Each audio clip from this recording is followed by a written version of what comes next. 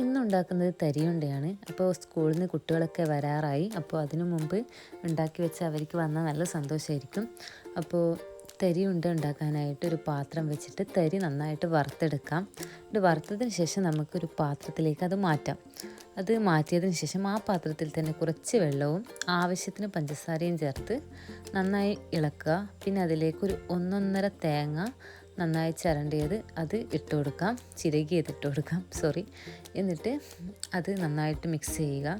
ആ സമയത്ത് 2-3-4 ഏലക്ക നമ്മൾ കുത്തിയിട്ട് ഇതിലേക്ക് ഇട്ട് കൊടുക്കാം. അപ്പോൾ ഒരു ഫ്ലേവർ കിട്ടും. അപ്പോൾ അതും ഇട്ട് കൊടുത്തിട്ട് നന്നായിട്ട് മിക്സ് ചെയ്യുക. എന്നിട്ട് മിക്സ് ചെയ്തതിന് ശേഷം അതിന് ആവശ്യമായ നെയ്യ് ചേർത്ത് കൊടുക്കാം. 1-2-3 സ്പൂണൊക്കെ ചേർത്ത് കൊടുക്കാം, ആവശ്യത്തിന് ടേസ്റ്റിന് വേണ്ടി ചേർത്ത് കൊടുക്കാം. എന്നിട്ട് അതും ചേർത്ത് വീണ്ടും നന്നായിട്ട് മിക്സ് ചെയ്യുക. അപ്പോൾ കുട്ടികൾക്ക് ഇതുണ്ടെങ്കിൽ ലഡു ഉണ്ടൊക്കെ ഉള്ള പോലത്തെ ഒരു ഇഷ്ടമാണ്. ഇതാണെങ്കിൽ ഒരാഴ്ച പോലും നിൽക്കുകയൊക്കെ ചെയ്യും. ഫ്രിഡ്ജിലൊന്നും വെച്ചില്ലെങ്കിലും പുറത്ത് വെച്ചാലും നിൽക്കും. പിന്നെ ഇതാ നമ്മുടെ തരി അതിലേക്ക് ഇടുന്നുണ്ട്. തരി അതിലേക്കിട്ട് നന്നായിട്ട് മിക്സ് ചെയ്യുക. മിക്സ് ചെയ്ത് എല്ലാം ഒന്ന് നന്നായിട്ടൊരു മിക്സായി വരുമ്പോൾ ഫ്ലെയിം ഓഫ് ചെയ്യാം. പിന്നെ ചൂടോടെ തന്നെ ഇത് നമ്മൾ ഉണ്ടയാക്കി എടുക്കണം.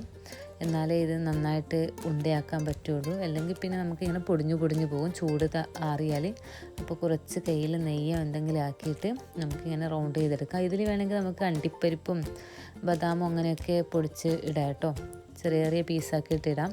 അപ്പോൾ നമ്മളിപ്പോൾ അതൊന്നും ആക്കിയിട്ടില്ല. എന്നിട്ട് ഇതിങ്ങനെ ഉണ്ടകളാക്കി നമുക്ക് സ്റ്റോർ ചെയ്യാം. അപ്പോൾ ഇഷ്ടമായാൽ എല്ലാവരും ഇത് ഉണ്ടാക്കണം. എൻ്റെ ചാനൽ സബ്സ്ക്രൈബ് ചെയ്യാൻ മറക്കരുത്. അപ്പോൾ ഓക്കെ, ബൈ.